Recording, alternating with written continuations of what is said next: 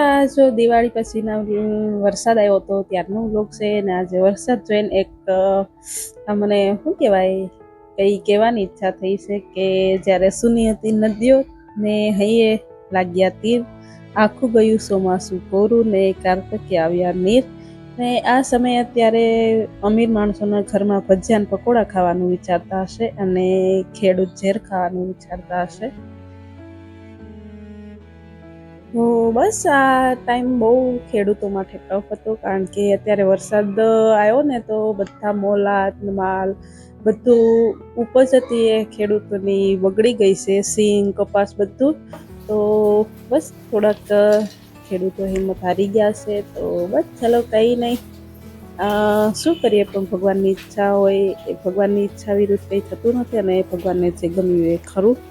તો ચલો આજનો વ્લોગ શરૂ કરીએ છીએ સવારમાંથી. તો ગુડ મોર્નિંગ, જય Shri Krishna, welcome to my new vlog.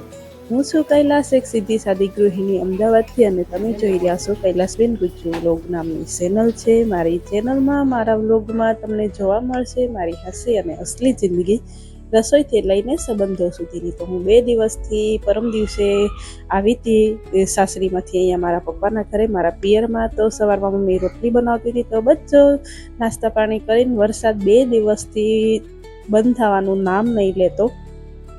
તો બસ કંઈ નહીં, જો છોકરાઓને માટી વીખવા માટે કે મામાના ઘરે જઈને તો માટી વીખવા મળે, પણ અહીંયા આવ્યા તો વરસાદ શરૂ હતો. તો કંઈ નહીં, જો છોકરાઓ રમે છે, ડાન્સ કરે છે, અને પેલું કંઈ ડીજે છે નાનું, તો એવા સોંગ કંઈ આવે છે ને છોકરાઓ જો ડાન્સ કરે છે. ને બસ ચાલો અત્યારે જમવામાં આ બપોરનો ટાઈમ છે, ને બપોરે સવારે મમ્મીએ આ મકાઈના લોટના ઢોકળા બનાવે. મમ્મી બહુ સરસ બનાવે છે મારી મમ્મી. તો બધો એ સવારમાં ખાટી છાશમાં પલાળી દીધું હતું, ને અત્યારે બનાવ્યું છે ભીંડાનું શાક, ભીંડાની કઢી. જે ગામડાના માણસો હશે એમને ખબર જ હશે કે જે પેલા ગૌઠા ભીંડા આવે ને એની કઢી કરે.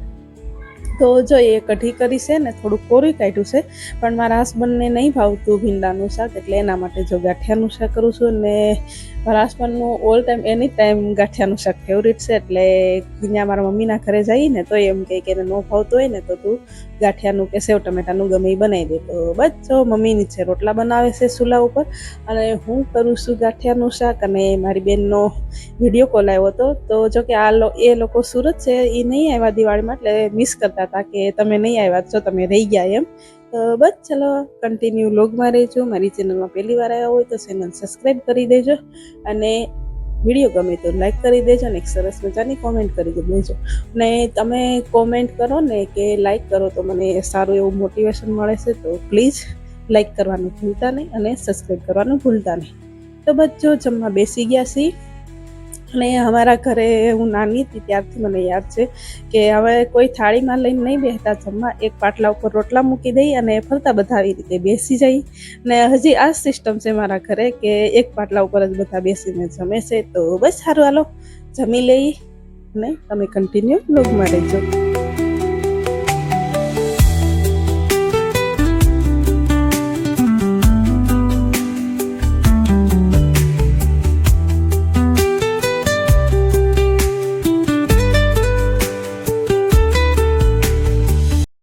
તો બચ્ચો ગામડામાં છે ને સુવિધા બહુ ઓછી હોય છે, પણ જે શાંતિ અહીંયા ગામડામાં મળે ને એ સિટીમાં નહીં મળતી. તો બસ વર્ષમાં 1 થી 2 વખત આવી છીએ ગામડે, અને આ શાંતિનો અનુભવ કરીએ છીએ. તો બસ ચલો ભીંડાની કઢી અને રોટલા ખાઈ લઈ, ને આરે છે ડુંગળી અને તળેલા મરચાં અને ઠંડી ઠંડી છાશ. તો બસ આ વરસાદ છે. મારી ફ્રેન્ડ મુંબઈથી આવી છે, એના પપ્પાના ઘરે, એ જો કે મુંબઈ છે પણ અત્યારે એના પપ્પાના ઘરે આવી છે. તો એનો ફોન આવ્યો હતો કે મારે આવવું છે ત્યાં, પણ કે વરસાદ શરૂ છે. એટલે એને 2 બાબા છે, પણ 2 મોટા ભાણિયા થઈ ગયા છે. એટલે મેં કીધું એ મને કે તું આવજે. હું કહું નહીં તું આવજે, હું આ 3 છોકરાઓને લઈને ક્યાં આવું. ને આવે જો કે અથર્વ નાનો છે હજી, એટલે હું ક્યાં લઈને આવું. તો બસ મેં મૂક્યો હતો ફોન બારીમાં કે અમે 2 બેઠી હતી ને એવી રીતે, પણ એને જો અથર્વએ ફોન લઈ લીધો છે.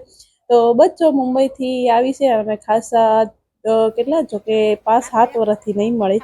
તો બચ્ચો બેઠા અને બહુ મજા આવી ફ્રેન્ડ જોડે વાતો કરીને. બસ ત્યાં સુધીમાં થઈ ગઈ હાંજ, એટલે 5-6 વાગે જતી રહી. ચાલુ વરસાદમાં આવી હતી છત્રી લઈ, અને બસ પાછી એની ભત્રીજીને બે આવ્યા હતા ને બધા એ લોકો જતા રહ્યા. ત્યાં સુધીમાં મમ્મીએ બનાવી દીધા હતા મકાઈના ઢોકળા. હાથો સરસ આવી ગયો હતો અને મમ્મીના હાથના ઢોકળા છે ને બહુ સરસ બનાવે. અમારા સર હતા ને એ કે અમે લંચ બોક્સ ક્યારેક લઈ જતા તો મમ્મી ઢોકળા ભરી દેતી ને તો સર ખાતા એટલે સર કે હવે તારી મમ્મી બનાવે ને ઢોકળા તો અમને કહેજે. તો બસ જો મારા સરે ઘણીવાર મારા મમ્મીના હાથના ઢોકળા ખાધેલા છે એને. તો બસ ચલો શું કહે આથી ન બનાવે કાજુ બદામ થી બનાવે. કાજુ બદામ થી થોડું બને બેટા. આ જો આ કાજુ બદામ થી આઈ પીડાઈ. બોલો તો આમને આટલો હાલ ખાવું હોય તો મમ ખાવું હોય તો હાલો હાલો મમ ખાવા હાલો હાલો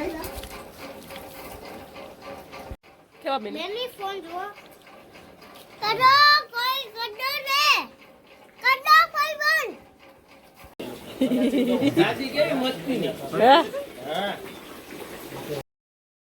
બસ જો વાગી ગયા છે 8:30 થયા છે ને બધા પથારીમાં પડી ગયા છે. આ તો વહેલા હોઈ જાય ને અમદાવાદ હોય તો આ 9-10 વાગે તો હસ્તીના પપ્પા આવે એટલે બહુ મોડું થઈ જાય. રાતે ત્યાં 12-1 વાગે ઊંઘી અને અહીંયા જો 8:30 વાગ્યા પથારીમાં પડી ગયા છે. તો બસ સારું હાલો આજનો વ્લોગ કરી દે પૂરો ને ફરી મળશું કાલે નવા વ્લોગ સાથે. આ વ્લોગ તમને ગમ્યો હોય તો લાઈક કરજો, શેર કરજો અને નવા હોય તો ચેનલને કરી દેજો સબસ્ક્રાઈબ. ને ફરી મળશું નવા વ્લોગ સાથે. ત્યાં સુધી બાય બાય, આવજો, જય શ્રી કૃષ્ણ.